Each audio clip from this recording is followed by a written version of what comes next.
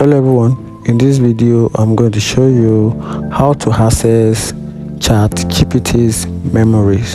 So if you want to access the GPT's memory on your phone, because the GPT's memory is a safe place where the AI stores all the memories you've shared within the conversations. And if you want to access it, here's how you can get it done.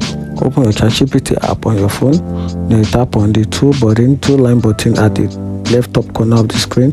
You tap on it, then you tap on your profile name. Once you tap on it, then you tap on personalization. You tap on personalization, then you tap on manage memories.